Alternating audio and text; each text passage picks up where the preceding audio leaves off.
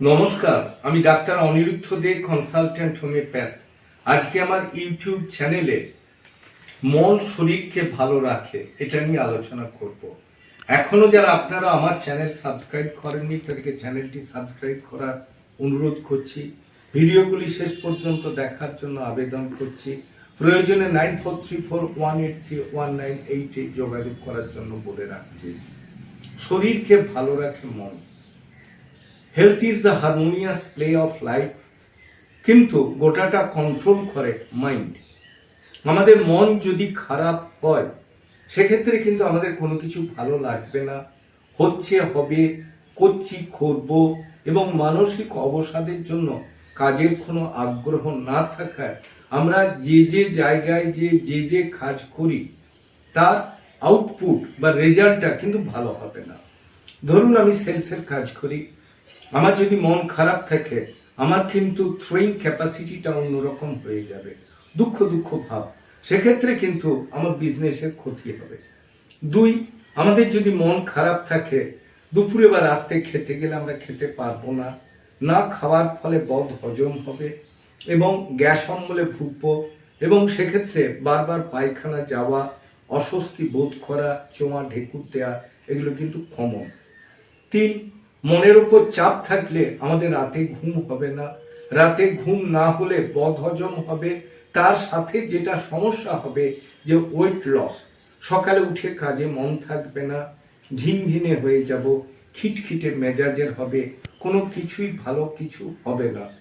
কাজে এই সব সমস্যা ছাড়াও মন যদি খারাপ হয়ে থাকে ঘর থেকে বেরোবো না, ঘরের ভেতরে নিজেকে আটকে রাখবো, এবং আস্তে আস্তে আমরা নিউরো বা সাইকো রোগী হয়ে যাব।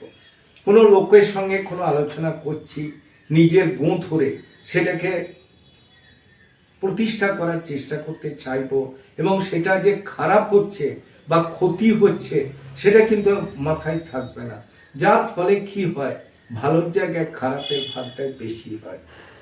অতএব আমরা একটা জিনিস দেখতে পাচ্ছি যে যদি মন ভালো থাকে তাহলে কিন্তু আমাদের ঘুমও হবে, গ্যাস অম্বল হবে না, লোকের সাথে ব্যবহারটা ভালো থাকবে, এবং সর্বোপরি আমরা সাইকো বা নিউরোর দিকে এগিয়ে যাব না। সাইকো বা নিউরো হলে কি হবে, হাত কাঁপবে, পা কাঁপবে, বাড়ির লোক আমাদের এই সব দেখে আমাকে সাইকো বা নিউরো ডাক্তারের কাছে নিয়ে যাবে। সেক্ষেত্রে ওষুধ খাবার ফলে আমরা মোটা সোটা হয়ে যাব, খেতে থাকবো, ঘুমোতে থাকবো, কিন্তু ব্রেন টোটালি ডাল হয়ে যাবে। যদি অ্যাডাল্ট হয়ে থাকে কনজুগাল লাইফে ঘাটতি হবে, সেটাও একটা বড় সমস্যা দেখা যাবে। অতএব আমাদের সব সময় মন ঠিক রাখা দরকার। উদ্দেশ্যহীনভাবে হাসা, গল্প করা, নিজের পরিচিত পরিমণ্ডলে যে নিজের দুঃখের কথা যাকে আপনি বিশ্বাস করেন বলা, এবং তার সাথে নিজের মনের খোরাকের জন্য গান শোনা, কবিতা পড়া, বেড়াতে যাওয়া, সেটা পাহাড় বা সমুদ্র যাই হোক না কেন, এবং সর্বোপরি যেটা দরকার নিজের কোনো হবি থাকলে সেই হবিতে আপনি সময় দেন।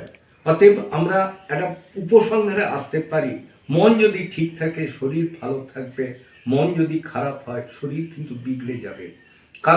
কাজেই আমরা কনক্লুশনে আসতে পারি, মন যদি ঠিক না থাকে শরীর কিন্তু খারাপ হবে।